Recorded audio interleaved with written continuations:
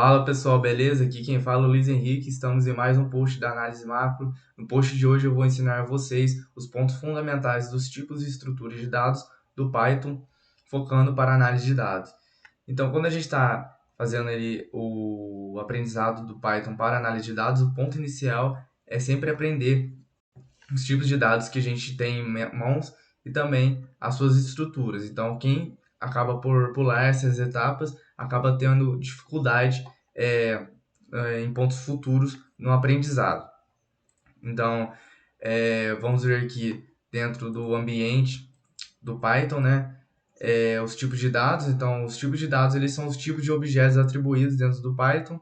E a gente tem quatro mais importantes aqui, que são os strings, que é os caracteres. A gente constrói eles em volta de aspas, né? A gente vê aqui alguns exemplos de análise, macro e Python, todos em volta de aspas. Temos o tipo float, que são os números reais separados por decimais.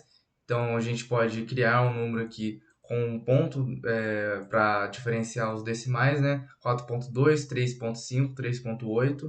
Temos o integer, que são os números reais inteiros, que são aqueles números sem os decimais. Então, temos o 8, menos 5, 1. E o boolean, que são os valores lógicos. Então, a gente tem true e false.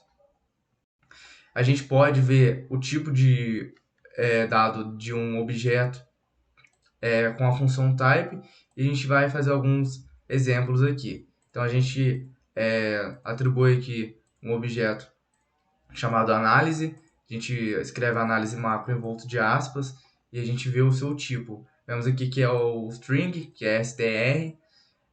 Também podemos ver o float, que orientamos aqui 8.7 para o nome first float e vemos o seu tipo, que vai retornar float. Fazemos o mesmo para inteiros, com o número 5, damos seu tipo e o resultado é um int, né, int, de integer. E também temos o boolean, os valores lógicos, vemos aqui com true, ele é retornado utilizando o type aqui bool, de boolean. E por fim, a gente pode avançar para as estruturas de dados. Quando a gente está falando de estruturas de dados, a gente sabe que vai ser um agrupamento de múltiplos valores de dados. Então, a gente tem nossos tipos de dados e a gente agrupa eles em um único objeto só. Então, a gente dá o nome desse agrupamento de coleção ou collection. Então, o Python, por padrão, possui diversas coleções de tipo de objetos, né, dentro das funções padrões da linguagem, mas também a gente pode trabalhar com outros, importando os módulos, que a gente vai ver mais à frente. Então, o mais interessante para a gente que está fazendo análise de dados é a estrutura de dados do tipo lista. A gente pode criar aqui em volta de colchetes e separado por vírgulas. Então, a gente orienta aqui um objeto chamado lista e vemos o seu tipo aqui, que vai retornar o nome de lista.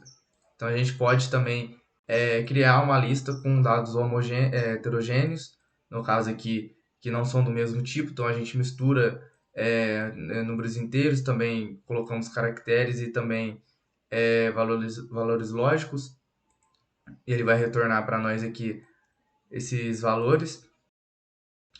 E quando a gente está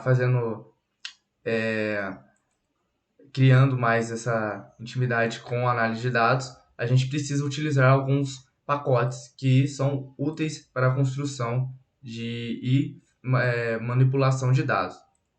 Então, um importante é o NumPy, que ele possui os objetos do tipo arrays, né, que são definidos como uma coleção de dados do mesmo tipo em n dimensões. Então, a gente construiu aqui uma array de uma dimensão.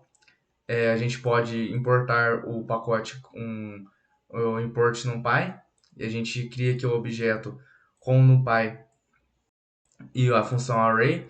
Então a gente primeiro construiu aqui em volta de colchetes uma lista, né?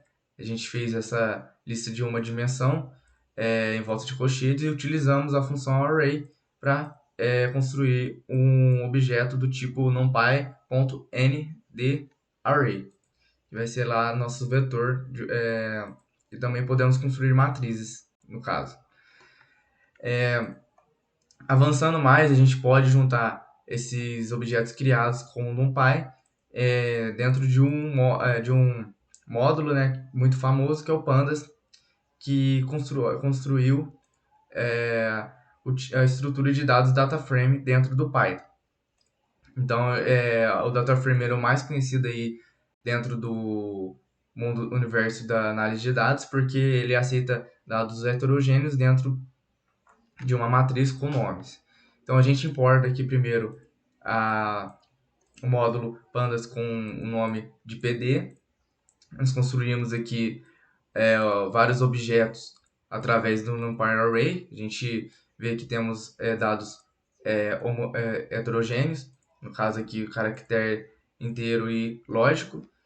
Então, construímos esses vetores, no caso aqui, com a função array, e por fim juntamos em um DataFrame com PD DataFrame, utilizando aqui os dados, as linhas que nós construímos, e também como argumento columns para dizer os nomes dessas linhas. No caso aqui nós temos os resultados, que é nosso DataFrame. Então, para cada coluna nós temos um nome e cada coluna representando em um tipo de dado diferente. E também temos o nosso índice, que conta o número de observações dos dados. Então, se você quer se aprofundar mais na análise de dados com o Python, veja nossos cursos de estatística usando a RPython e a RPython para economistas, para que você consiga analisar dados e fazer a aplicação real com a linguagem Python.